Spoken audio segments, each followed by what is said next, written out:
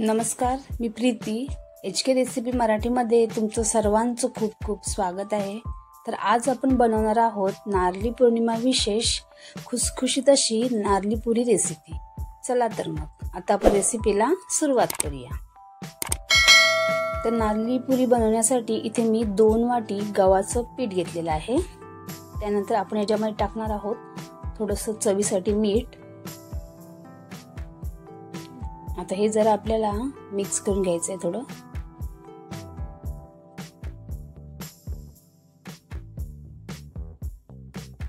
आता जी आपली नारळी पुरी आहे ना, ती खुसखुशीत होण्यासाठी ना इथे मी गरम असं तेल करून घेतलेलं आहे. म्हणजे तेलाचं मोहन आपल्याला याच्यामध्ये असं घालून घ्यायचं आहे. गरम आहे त्यासाठी पहिलं चमच्याने असं मिक्स करून घ्यायचं.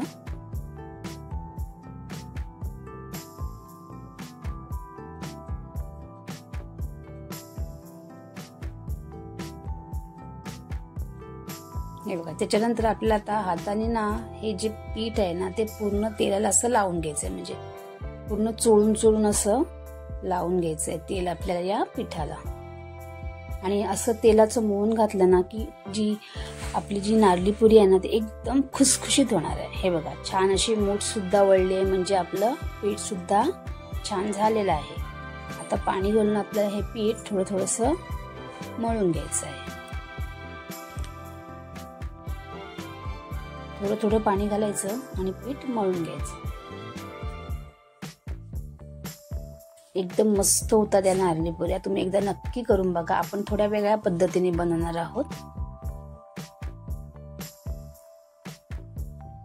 हे बघा, इथे पीठ आता छान असं मळून घेतलेलं आहे. तुम्ही पाहू शकता. एकदम कडक नाही बनवलंय किंवा एकदम पातळ नाही बनवलंय. एकदम मस्त असं सॉफ्ट झालेलं आहे. आता थोडंसं याला मी तेल लावते आणि एकदा थोडंसं आपण मळूया.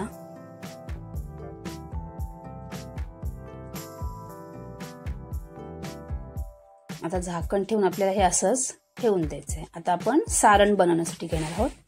तर इथे मी एक टोप गरम करत ठेवलं आहे. त्याच्यामध्ये थोडंसं मी पाणी घातलंय. तुम्ही पाण्याच्या ऐवजी इथे तूप सुद्धा वापरू शकता. त्यानंतर गूळ. आता आपल्याला एक गूळ मस्त असं विरघळून घ्यायचं आहे. गूळ आपल्या बघा छान असं विरघळलेलं आहे इथे. आता याच्यामध्ये मी टाकते वेलची पूड आणि त्यानंतर थोडंसं मीठ, अगदी थोडं चवीसाठी, किंचित असं. आता हे मिक्स करून घेऊया. आता ओलं खोबरं मी इथे ना एक नारळाची कवड घेतलेली आहे. ती खिसून मी याच्यामध्ये घालते.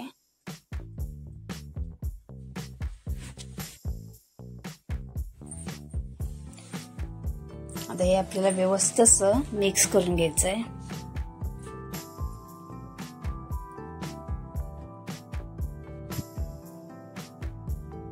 हे बघा, याच्यामध्ये ना थोडंसं पाणी आहे, पातळसर वाटते थोडंसं.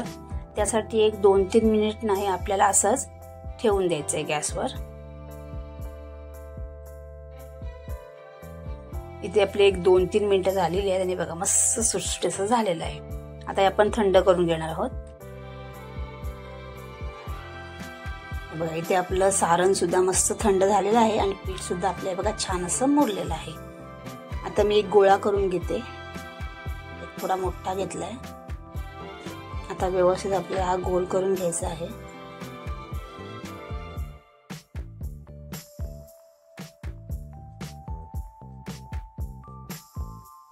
थोडंसं पीठ लावून आपल्याला हा मस्त अशी पातळ अशी मोठी चपाती लाटून घ्यायची आहे. एकदम जाड नाही ठेवायची आपल्याला, एकदम पातळसर अशीच करायची आहे. चपाती मोठी करून घ्यायची. एकदम सोपी पद्धत आहे आणि अशा प्रकारे जर तुम्ही नारळी पुरी केलीत ना तर तुमच्या पटापटच होतील.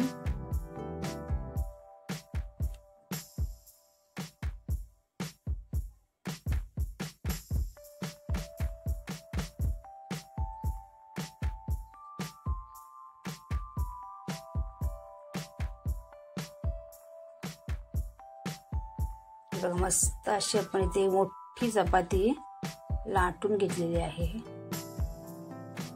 तुम्हाला दाखवते मी. हे बघा अशी पातळसर अशी आपण लाटून घेतली, कुठे जाड वगैरे नाही ठेवली अशी. आता इथे ना मी एक ग्लास घेतला, या ग्लासेस साह्याने आपल्या अशी कट मारून घे. बघा आपण जशा पुऱ्या कशा बनवतो तसंच आपल्याला अशा कट करून घ्यायच्या. फक्त ना आपल्याला ही जी पोळी जी आपण लाटलोय म्हणजे चपाती ती आपल्याला पातळच करायची आहे, जाड बिलकुल बी नाही ठेवायची आहे.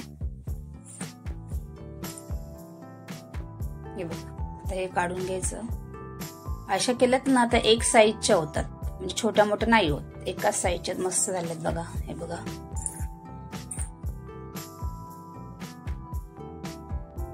हे 3 मिनिटे ठेवलेले आहेत.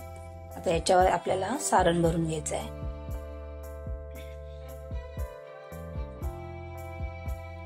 तुम्हाला जर यापेक्षा मोठ्या हव्या असतील ना नारळी पुऱ्या तर तुम्ही थोड्या मोठ्या केल्यात तरी चालणार आहे.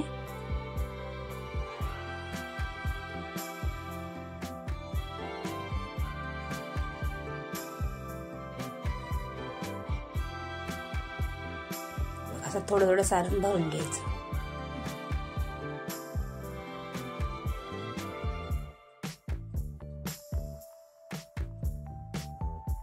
त्याच्यानंतर आपण दुसऱ्या पुऱ्या केलेल्या आहेत ना त्या आपल्या एक एक याच्यावर अशी ठेवून द्यायचे.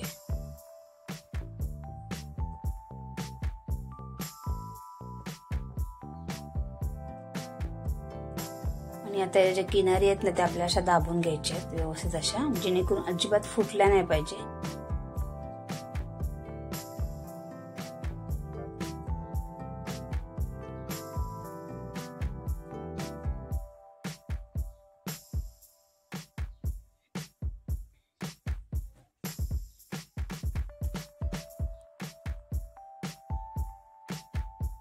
हे बघा सर्व आपले चिकटून झालेले आहेत. आता इथे मी काचणी घेतलेली आहे, काचणीच्या साह्याने आपल्याला आता या गोल अशा कट करून घ्यायचे. मस्त दिसतात एकदम आणि लागतात तर भारीच, पण दिसायला तर खूप भारी दिसतात या नारळी पुऱ्या. आणि जर तुम्ही अशा बनवत असाल तर कमेंट करून नक्की सांगा.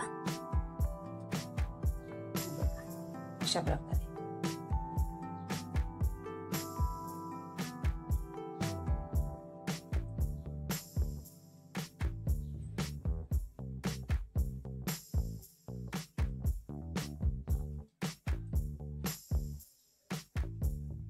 हे बघा ते मस्त अशा झाल्यात की नाही कट करून आपल्या नारळी पुऱ्या, ती भारी दिसतात बघा.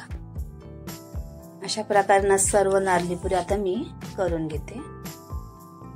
हे बघा इथे मी थोड्या करून घेतलेल्या आहेत इथे. आता आपण यात तळून घेणार आहोत. तेल आपलं गरम झालेलं आहे. आता आपण याच्यामध्ये नारळी पुऱ्या तळून घेणार आहोत. जितक्या राहतील तितक्या घालून घ्यायच्या.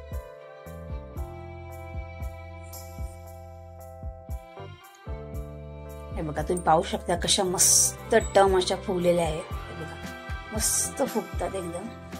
आता याच्यावरती असं तेल थोडं घालून घ्यायचं, म्हणजे खालची साईड झाली ना की लगेच वरची साईड पलटी मारली की लगेच काढून घ्यायच्या. कारण जास्त उलटपालट नाही करायचे. जास्त उलटपालट केल्या ना की मग तेलकट होतात. बघा आता पलटी मारून घेऊया. मस्त झाल्यात एकदम आणि फुगल्या सुद्धा छान. ही साईड सुद्धा मस्त करून घ्यायची आपल्याला. बघा दोन्ही साईड आपल्या इथे बघा मस्त झालेल्या आहेत. हे बघा आता आपण या काढून घेणार आहोत.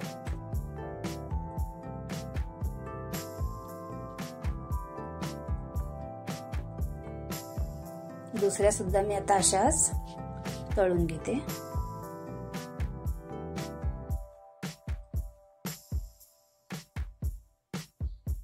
मस्त होतात एकदम. आता अशा प्रकारे सर्व नारळी पुऱ्या मी आता तळून घेणार आहे.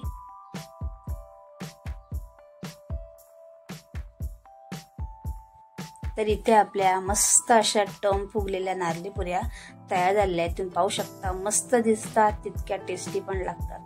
आणि जर तुम्हाला माझी रेसिपी आवडली असेल तर रेसिपीला लाईक करा, शेअर करा आणि चॅनलला सबस्क्राईब करा. धन्यवाद.